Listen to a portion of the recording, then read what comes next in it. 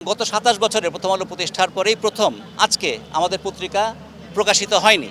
শরীফ ওসমান হাদির দুঃখজনক মৃত্যুর ঘটনাকে কেন্দ্র করে পরিকল্পিতভাবে একটি স্বার্থান্বেষী মহল এই সংগঠিত আক্রমণটি চালিয়েছে।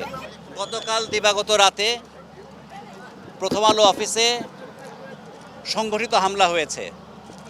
যখন আমাদের সংবাদকর্মীরা রাত্রেবেলা পত্রিকা করার জন্য কাজ করছিল, যখন তারা অনলাইনের জন্য কাজ করছিলেন, সেই সময়টা এই সন্ত্রাসী হামলার ঘটনা ঘটে। শরীফ ওসমান হাদির দুঃখজনক মৃত্যুর ঘটনাকে কেন্দ্র করে আমাদের বিশ্বাস করা যুক্তিসঙ্গত কারণ আছে যে পরিকল্পিতভাবে একটি স্বার্থান্বেষী মহল এই সংগঠিত আক্রমণটি চালিয়েছে। আমাদের সাংবাদিকেরা জীবনের ঝুঁকিতে ছিলেন, প্রচণ্ড নিরাপত্তাহীনতার মধ্যে ছিলেন। তারা বাধ্য হয়ে পত্রিকা প্রকাশ না করে সাংবাদিকতা আমাদের অফিসের কাজ অসমাপ্ত রেখে তারা চলে যান এবং গত ২৭ বছরের প্রথম আলো প্রতিষ্ঠার পরেই প্রথম আজকে আমাদের পত্রিকা প্রকাশিত হয়নি এবং আমাদের অনলাইনও বন্ধ আছে কাল রাত থেকে।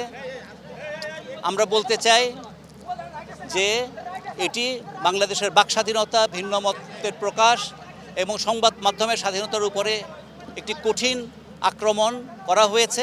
একই সঙ্গে শুধু এটা প্রথম আলোর উপরে আক্রমণ নয়, একই সঙ্গে আমরা জানি ডেইলি স্টারের উপর আক্রমণ হয়েছে। আমরা খুব সুস্পষ্ট হয়ে বলতে চাই যে এটি একটি কালো দিন সংবাদ মাধ্যমের জন্য, বাক স্বাধীনতার জন্য, গণতন্ত্রের জন্য।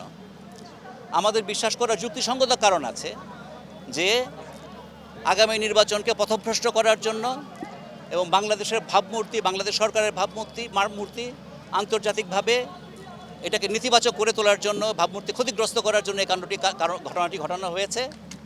আমরা দাবি জানাই, আমরা এই ঘটনার প্রতিবাদ জানাই এবং দাবি জানাই যে এটা সুষ্ঠু তদন্ত হোক, যারা দোষী ব্যক্তি তাদের খুঁজে বের করা হোক এবং তাদের বাংলাদেশের আইনের আওতায় দৃষ্টান্তমূলক শাস্তি দেওয়া হোক।